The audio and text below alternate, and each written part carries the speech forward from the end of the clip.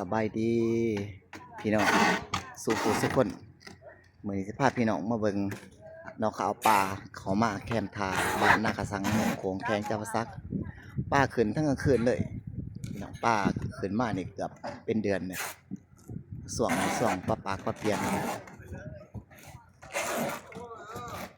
ภาษาไทยเอิ้นว่าปลากระเพียน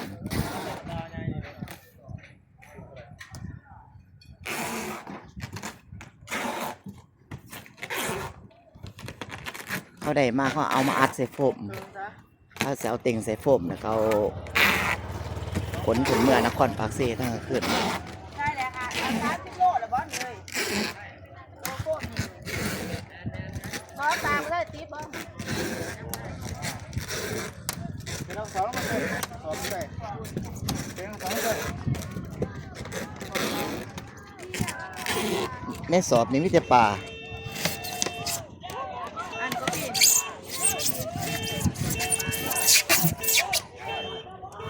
มีแต่ปลาขนาดเต็ม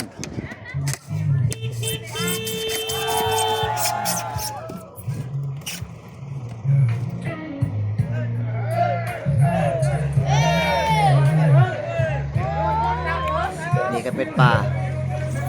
นี่ก็เป็นปลา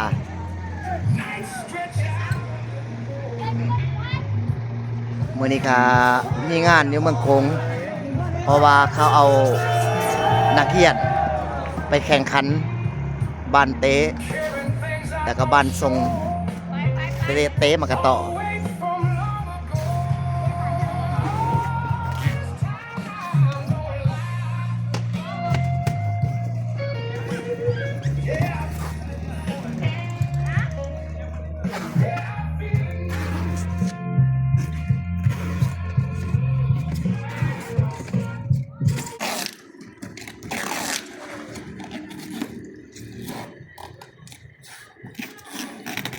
เขาเต่งกันทั้งกลางคืนเลย ไปเสื่อมก่อนมาใส่แล้วก็เอาปลาออกใส่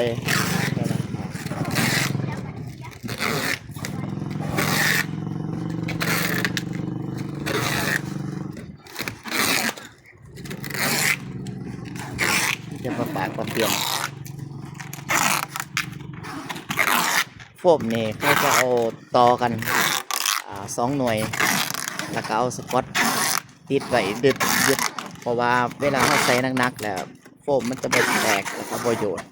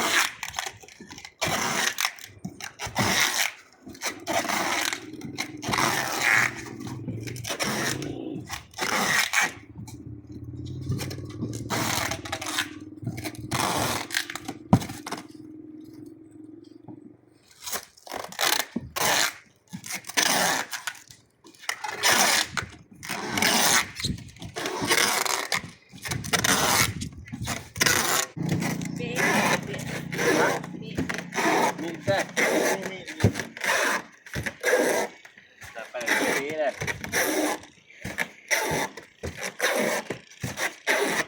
ผู้ใดสนใจก็ทักมาติดต่อมาเลยพี่น้องเด้อหรือว่าพี่น้องอยากมาเห็นโดยตาตัวเองก็เขามาได้สถานที่นี้คือบ้านนากระสังเมืองโขงแขงจังหวัดสักทั้งนั้นพวกจริงป่าล่าง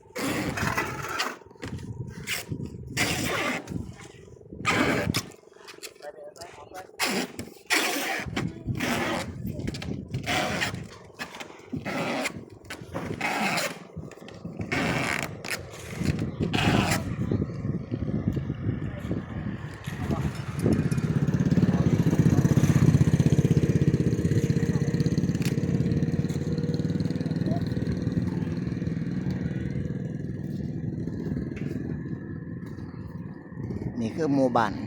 นากระสังบางโคงแขวงจับประสักลาวไต่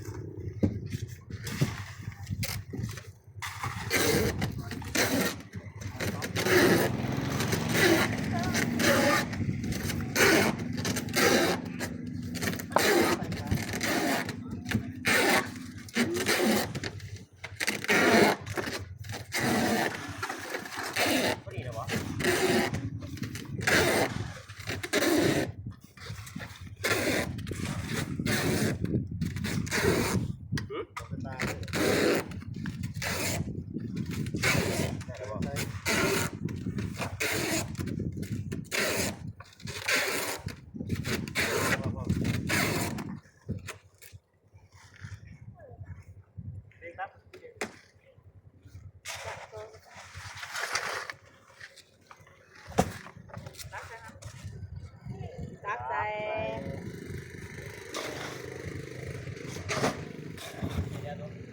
นี่ได้เปลี่ยนอ้าวพวกมันอยู่คนนั้นแหละ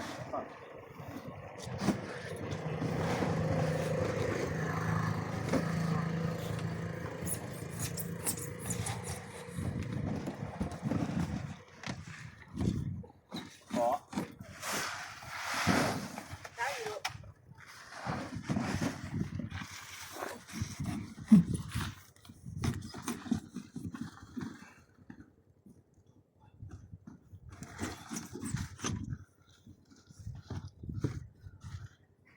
ป่านี้มันจะขึ้นแต่ส่วงเดียวส่วงปีใหม่แล้ว เดือน5 เดือน 6นี่ฝนมันตกเลยพี่น้องแถวนี้ฝนมันตกบ่ทันมีฝน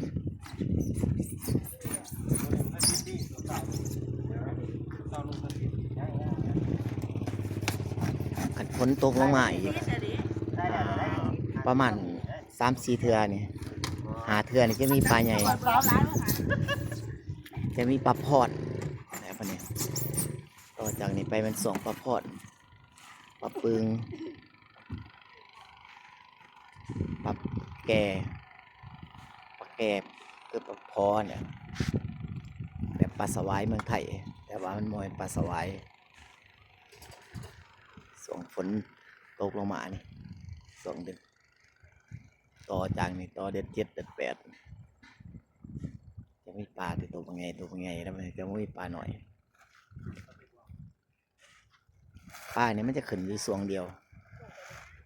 ส่วงนี้ดีละส่วงเดือนที่6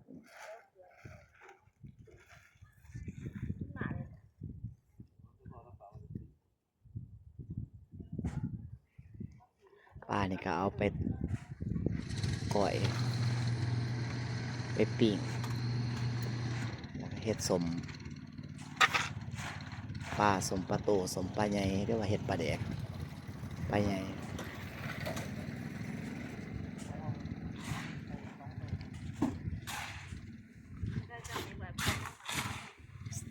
ส่วนร้านแม่ขาเขาจะ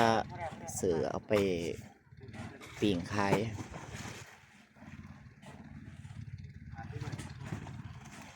เดี๋ยวเอาไปเฮ็ดอาหารอยู่ในอาหารเขาจะเอาปลาเนี่ยไปก่อยแสบ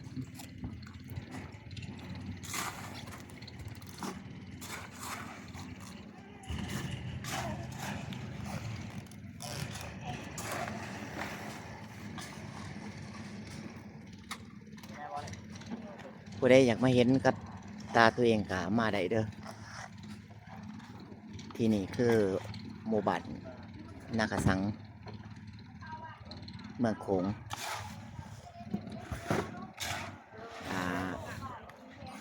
แข้งจับประสักเขาเอ่นว่า4,000 เกาะ4,000 ดอนเป็นอยู่ในเขตนี้แหละอุดมสมบูรณ์เต็มไปด้วยเขาวป่าอาหาร แต่มีแต่ปลาสดๆใหม่ๆนั่นแหละเขาได้มาจากแม่น้ำบ้านเฮานี่นี่ก็เป็นแม่น้ำคลองทางหนาเขาจะได้มาขายอยู่ซุมื้อยามมื้อเช้ามานี่ก็แห้งหลายยามเช้าส่วนมากก็มีแต่ยามมื้อเช้าแหละแล้วข้าวปลามาขาย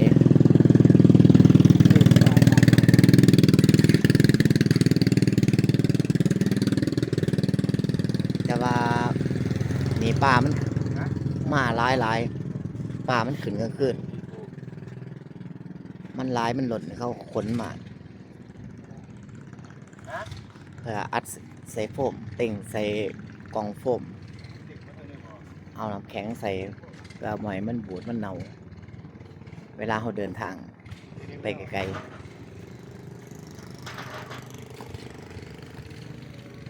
ๆส่งให้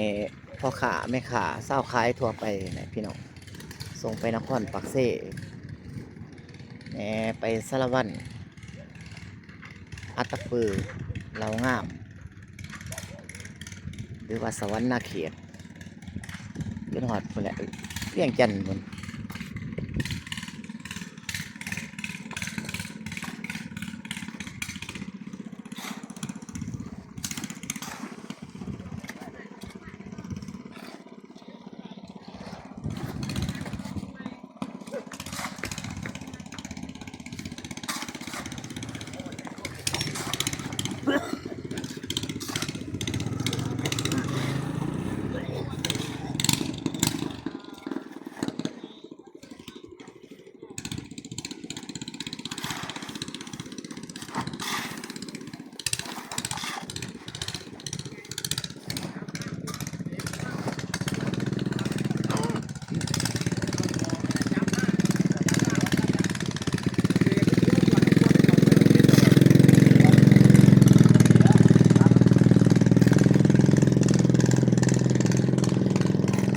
เอาฝากให้พี่น้องเบิ่งซ้ำนี้เด้อพี่น้องก็เบิ่งแล้วเห็นแล้วก็ฝากไลค์ฝากแชร์เป็นกำลังใจกดกระลิ่งหรือกดติดตามจะได้ส่องเบาต้องเราไต่ขอขอบใจสำหรับบรรดาทานผู้ที่เขาเบิงเขาติดตามส่องข้าพเจ้าค่อยมีแต่ความสุขกายสบายใจขอขอบใจ